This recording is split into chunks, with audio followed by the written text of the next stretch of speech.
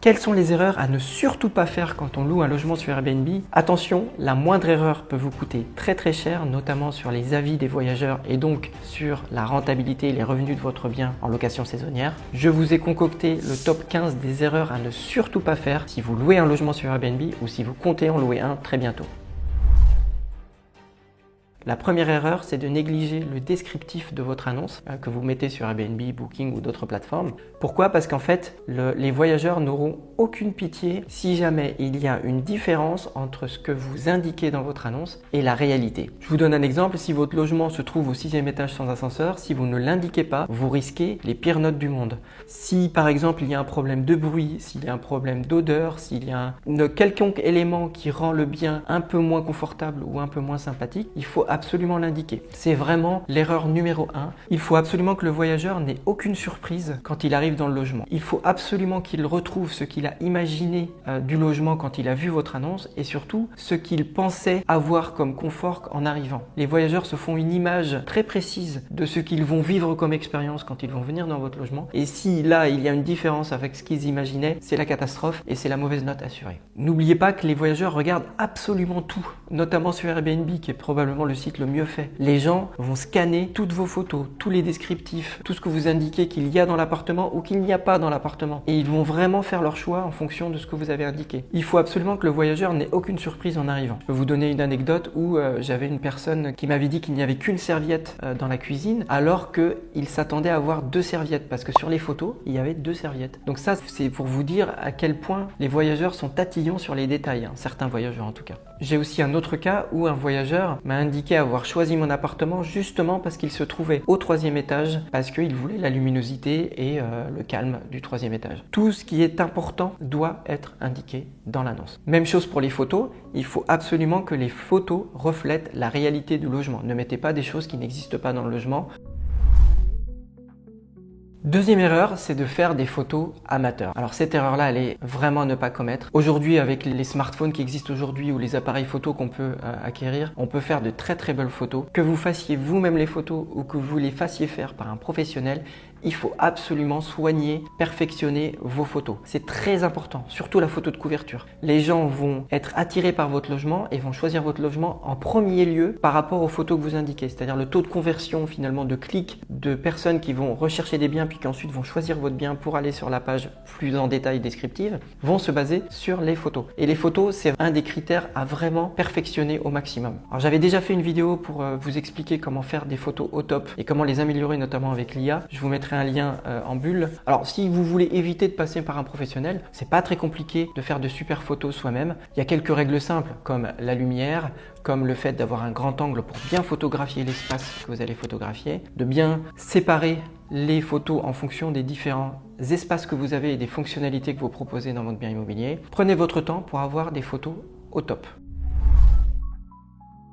Troisième erreur souvent, très souvent faite sur les annonces qu'on voit sur Airbnb, c'est de négliger le titre. En fait, le titre a une grande importance. Ce qu'on voit souvent, ce sont des gens qui vont mettre logement 4 pièces ou appartement à la ville, vous voyez, hébergement, etc. Ça, c'est beaucoup trop basique. Évidemment que c'est un hébergement, que c'est un logement. Le voyageur a déjà vu ça, il sait déjà que c'est un logement de telle surface ou de tel nombre de pièces. Donc, il n'y a pas besoin de mettre ça dans le titre. La première chose, c'est de choisir un nom sympa pour votre logement. En fait, vous devez choisir une marque qui identifie votre logement de façon unique et qui donne envie. Moi, par exemple, pour mon logement à Angers, je l'ai appelé le Cocon Angevin, qui en fait donne une idée de ce à quoi on peut s'attendre et puis qui sert aussi de marque. Alors pourquoi avoir une marque, c'est intéressant? D'une part, ça vous différencie, ça vous rend unique et d'autre part, cela va vous permettre de l'utiliser par la suite sur un site internet, par exemple, si vous devez demain louer votre logement en direct. Ça permettra aux voyageurs qui ont déjà séjourné dans votre logement de retrouver votre logement en tapant dans Google le nom de votre bien, puisqu'il l'a mémorisé, puisque c'était une marque, et il va lui permettre de retrouver votre logement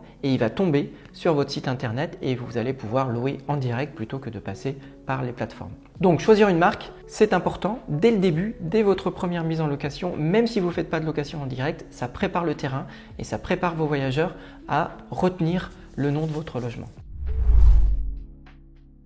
Quatrième erreur, c'est de ne pas fournir le linge. Il y a encore beaucoup de logements sur Airbnb qui ne fournissent pas le linge et qui demandent aux voyageurs de venir avec leurs draps, leurs serviettes, etc.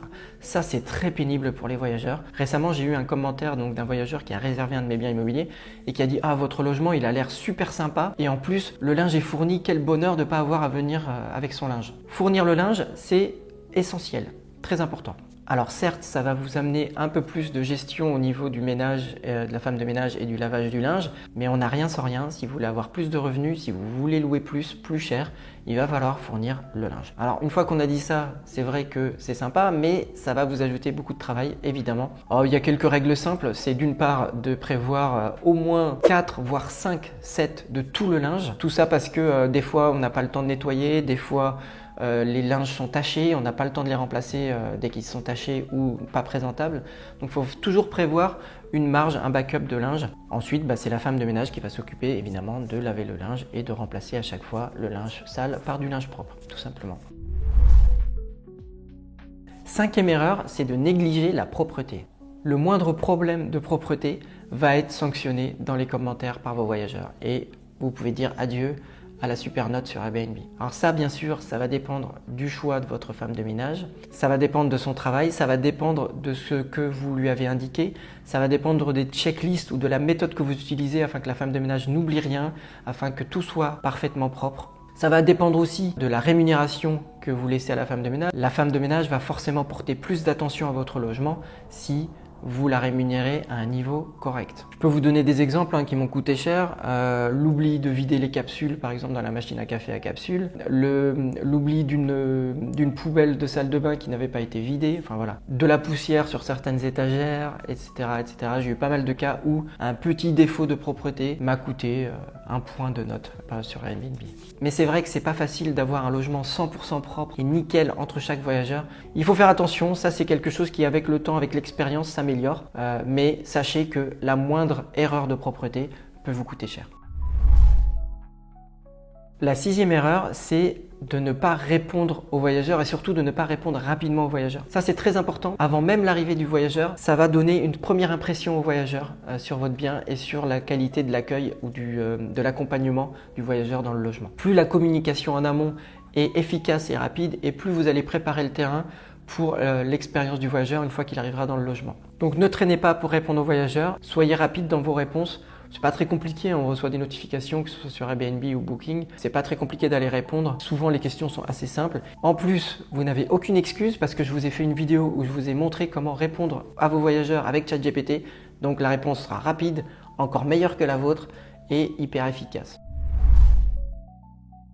La septième erreur, c'est de ne pas avoir de stratégie de prix. On voit encore beaucoup de logements sur Airbnb qui ont un prix fixe toute l'année. Sauf que la location saisonnière, c'est de l'hôtellerie. C'est-à-dire que vous devez pratiquer les mêmes méthodes que l'on pratique dans l'hôtellerie. Vous devez essayer de remplir au maximum votre bien immobilier. Et évidemment, on ne loue pas au même prix dans certains logements l'été que l'hiver.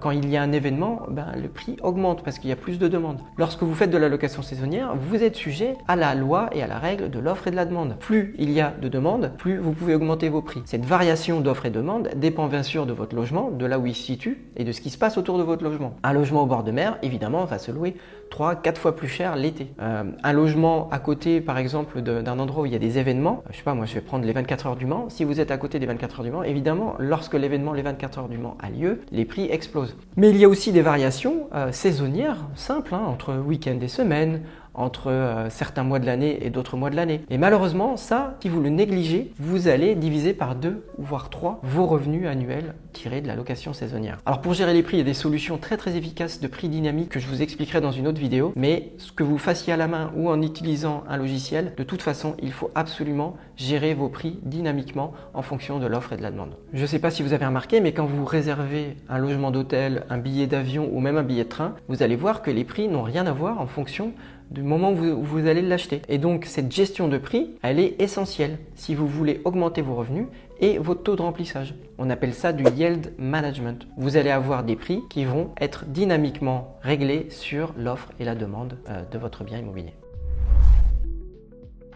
8e erreur, c'est d'oublier un linge pour un voyageur. Alors je vous explique, hein, dans une précédente erreur, je vous avais dit il faut absolument fournir le linge à vos voyageurs. Mais si vous fournissez le linge à vos voyageurs et que vous avez le malheur d'oublier un linge, vous avez oublié de mettre un drap sur un lit, vous avez oublié une serviette, et bien là c'est catastrophe, le voyageur ne va absolument pas vous le pardonner et vous allez être sanctionné dans la note de façon quasi certaine. Donc c'est un des autres inconvénients qui vient avec le fait de fournir le linge, c'est qu'il faut absolument maîtriser le nombre de linge en fonction du nombre de voyageurs. Alors soit vous en mettez plus et vous mettez toujours le maximum et là vous êtes tranquille, mais bon ça c'est pas très optimisé en termes de lavage de linge et de gestion de linge. Soit vous mettez exactement le linge qu'il faut pour le nombre de personnes qui vont loger dans le bien et dans ce cas-là il vous faut absolument des procédures très clean et très précises qui indiquent à la femme de ménage exactement à chaque fois combien de nombre de voyageurs vont arriver dans le logement et donc combien de serviettes et de draps il va falloir installer dans le logement. J'en ai fait l'expérience, j'ai eu une réservation où il y avait 4 personnes et la femme de ménage a laissé que 3 serviettes et surtout a oublié un lit. Donc il y avait un lit qui n'avait pas de drap, pas de housse de couette, pas de thé d'oreiller. Et là c'était vraiment la catastrophe. J'ai eu un peu de chance, c'est que le voyageur était aussi un hôte et un propriétaire. Donc il a compris que l'erreur était humaine, que ça avait été un oubli. Et puis on s'est arrangé avec une réduction, ce qui fait qu'il m'a pas laissé une mauvaise note. Mais j'étais parti pour avoir une sanction directe. 9e erreur, c'est de compliquer la procédure d'entrée dans le logement. Alors ça, c'est quelque chose que j'ai aussi expliqué dans une vidéo où je vous explique comment installer des serrures autonomes pour permettre aux gens de rentrer tout seuls dans le logement. Je vous mets le lien en description. Moi, dans mes logements Airbnb, ils sont tous en entrée 100% autonome. C'est-à-dire que les voyageurs peuvent rentrer, sortir absolument comme ils veulent, à partir d'une certaine heure et jusqu'à une certaine heure, évidemment. Il m'est arrivé de louer un logement sur Airbnb où je devais prendre ma voiture, me rendre dans un supermarché où la clé était installée, il fallait la récupérer mais c'était en plein Paris donc pour aller garer la voiture très compliqué, récupérer les clés puis ensuite retourner sur le logement donc retrouver un autre emplacement pour aller ouvrir le logement. Donc ça typiquement c'est une procédure beaucoup trop compliquée, c'est le genre de procédures qui peuvent être mal vécues par les voyageurs. Quand vous arrivez dans un logement, vous êtes fatigué, la dernière chose que vous voulez c'est que l'entrée soit compliquée, que vous mettiez 1 heure à rentrer dans le logement. Ça c'est rédhibitoire et pareil ça va être sanctionné dans les avis. Alors évidemment vous pouvez accueillir vos voyageurs et souvent ce sera plutôt bien reçu. Mais aujourd'hui les gens veulent rentrer à l'heure qu'ils souhaitent. C'est très compliqué de faire de l'accueil de voyageurs, ça prend du temps, ça coûte cher. Moi ce que je conseille c'est d'installer une serrure connectée. L'entrée est donc 100% autonome pour les voyageurs. Par contre il va falloir soigner et être ultra précis sur la procédure d'arrivée, la procédure d'utilisation de votre serrure connectée. Il faut absolument que les étapes 1, 2, 3, 4 soient parfaitement indiquées au voyageur dans un mail et un message automatique qu'il reçoit 1 ou 2 jours avant son arrivée dans les lieux. Et ça, il faut que ce soit le plus fluide possible. Il faut qu'il n'y ait aucun hic, il faut que le voyageur se pose aucune question, il faut que ce soit simple, très bien expliqué et efficace. Souvent, ça prend du temps, c'est-à-dire que vous allez devoir itérer après plusieurs voyageurs jusqu'à trouver le sweet spot ou la façon la plus efficace et de ne rien oublier dans la procédure d'arrivée. Moi, j'y suis arrivé sur mes logements, j'en suis à un point où je n'ai jamais plus aucun problème ou aucune question posée à l'arrivée des gens dans le logement. Pourtant, j'utilise des serrures connectées. Sur un de mes biens immobiliers, j'utilise même une application mobile et je n'ai quasiment plus de problème. Je ferai une vidéo dédiée sur cette thématique de la procédure d'arrivée et des serrures connectées. C'est un sujet qui mérite une vidéo à lui seul sur comment avoir une procédure d'arrivée avec des serrures connectées au top et ultra précise, ultra efficace. La 10e erreur, c'est de ne pas fournir les éléments et les équipements essentiels. Quand je dis éléments et équipements essentiels, c'est fournir le café, fournir le papier toilette, fournir des serviettes, fournir le linge, j'en ai déjà parlé. Il faut absolument avoir ces éléments essentiels. C'est devenu presque obligatoire. Je pense qu'aujourd'hui, si vous n'avez pas ça, ça peut potentiellement être un problème pour les voyageurs parce que vos concurrents, eux, le fournissent. Donc, il faut absolument que vous le fassiez aussi. Alors, évidemment, l'erreur qui vient avec ça, c'est d'oublier de remplir le stock. Si vous avez indiqué dans votre annonce qu'il y avait le café, le papier toilette, etc., si quand le voyageur arrive et qu'il manque un de ces éléments, il va vous le faire payer de façon sûre. Donc, il va falloir que vous gériez votre stock. Alors, moi, je gère le stock de façon très simple. C'est que j'ai des commandes Amazon récurrentes, ce qui fait que je n'oublie plus. Et au bout d'un certain temps, 2-3 mois, la femme de ménage reçoit automatiquement le renouvellement du stock. Et donc, quand elle va faire le ménage ensuite, eh bien, elle vient réinstaller du stock. Donc, ça marche très bien et ça permet de ne rien oublier. 11e erreur, alors ça peut paraître évident, mais il faut absolument qu'il n'y ait pas de mauvaises odeurs dans votre logement. Évitez les mauvaises odeurs, que ce soit des odeurs de canalisation, des odeurs à cause de quelque chose qui se trouverait dans l'appartement, des odeurs du fait de votre logement, problème d'humidité ou odeur d'humidité. Il faut que vous ayez une atmosphère saine, un air sain, et ça, il n'y a pas de secret, hein, il faut résoudre le problème, donc faire les travaux qu'il faut pour avoir un air sain, un logement sain, quoi qu'il arrive. Le moindre problème d'odeur va être remonté par les voyageurs et ça va vous coûter des notes sur votre annonce. Alors pourquoi j'en parle aussi? Parce que j'ai eu le cas sur un de mes logements où il y avait des odeurs qui remontaient au niveau de l'évier malgré que j'avais installé un siphon, que j'avais fait tout ce qu'il fallait et il s'est avéré qu'il y avait un problème de plomberie et donc j'ai dû refaire toute la plomberie de l'évier et maintenant plus aucun souci et du coup plus aucun problème de ce point de vue-là. En tout cas, je peux vous dire que vous avez à peu près un voyageur sur 2, un voyageur sur 3 qui va se plaindre de ça. Alors il ne va pas forcément l'indiquer en commentaire, mais il va vous mettre 4 sur 5 au lieu de 5 sur 5 à cause de ça. La 12e erreur, c'est de se focaliser uniquement sur une seule plateforme, par exemple uniquement sur Airbnb. Alors ça, c'est un risque pour vous en tant que propriétaire. J'ai déjà fait une vidéo qui s'appelle « Attention Airbnb », je vous mets le lien en bulle. Il faut faire très attention, ces plateformes ont droit de vie ou de mort sur votre logement et sur votre business et sur vos revenus de location saisonnière. Donc si vous focalisez uniquement sur une plateforme, vous risquez potentiellement du jour au lendemain de ne plus être listé et d'avoir vos revenus qui retombent à zéro. L'autre risque, c'est que toutes les plateformes ne peuvent pas forcément vous fournir des voyageurs pour remplir votre logement. Quand vous combinez plusieurs plateformes, vous augmentez votre visibilité et donc vous améliorez votre taux de remplissage. Ça, c'est certain. En plus, en utilisant plusieurs plateformes, vous pouvez jouer sur les prix. Certaines plateformes, les voyageurs vont payer plus cher la réservation que d'autres plateformes. Ce qui fait que vous remplissez certaines dates de votre logement avec des réservations plus chères que si vous étiez uniquement sur Airbnb. Donc ça, c'est très important. Allez voir la vidéo que j'avais faite au sujet de Airbnb, mais il faut absolument être sur plusieurs plateformes, voire être en location directe. Ça, c'est le plus difficile, mais au moins être sur plusieurs plateformes pour proposer votre logement. 13e erreur, c'est que le mieux est l'ennemi du bien. Souvent, on veut faire encore plus dans son logement. Le problème, c'est que dès qu'on ajoute trop de choses, même si ça partait d'une bonne intention, même si c'était pour améliorer l'expérience du voyageur, vous allez vous rajouter des problèmes potentiels et aussi de la maintenance en plus et donc des risques d'erreur. Je vous donne quelques exemples. Dans un de mes logements, j'avais une petite poubelle de salle de bain. Il est arrivé un jour que la femme de ménage avait oublié de vider cette poubelle et donc je me suis retrouvé avec une note négative à cause de ça. La solution a été complètement retirer cette poubelle de salle de bain. Et donc finalement, le voyageur, il faut qu'il utilise la poubelle principale de la cuisine pour jeter ses affaires et ça ne pose absolument aucun problème aux voyageurs. Et donc vous voyez là, en voulant faire bien, en fait j'ai créé un problème plutôt que de améliorer l'expérience. Retenez que si c'est quelque chose dont le voyageur n'a pas forcément un grand besoin ou si c'est quelque chose qui ne va pas vraiment être utile à l'amélioration de l'expérience ou de la note du voyageur, c'est pas la peine de mettre cet élément, vous le retirez, ça vous fera moins de problèmes potentiels. Autre exemple, vous mettez une plante, une véritable plante dans votre logement, c'est top, sauf qu'une véritable plante, il faut l'entretenir. Si elle commence à faner ou à se détériorer, vous allez avoir un problème. Le voyageur va dire que c'est moche et vous êtes reparti pour un problème. Donc en fait, mettre une vraie plante, c'est mieux, mais c'est l'ennemi du bien et vous allez potentiellement avoir des problèmes ensuite.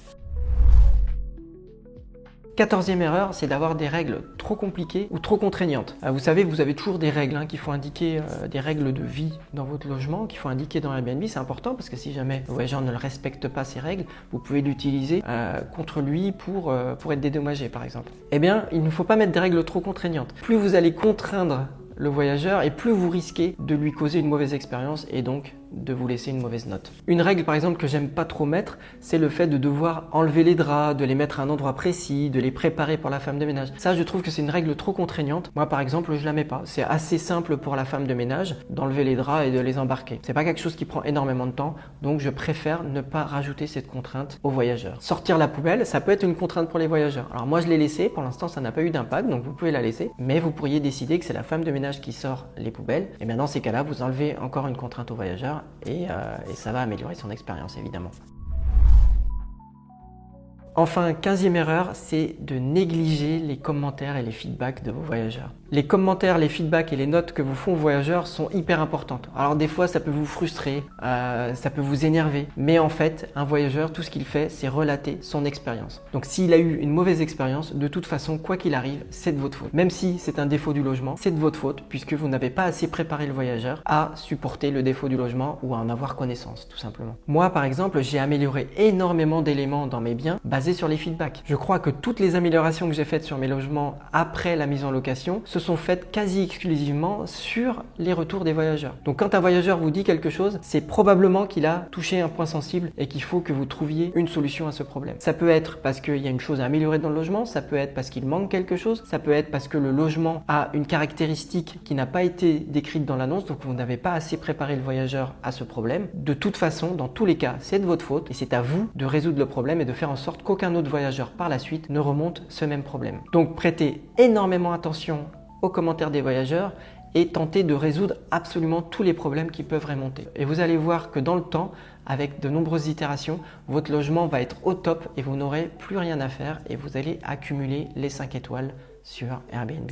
Voilà pour les 15 erreurs à ne surtout pas commettre. J'espère que cette vidéo vous a été utile. N'hésitez pas à aider cette chaîne en mettant des pouces et en commentant la vidéo.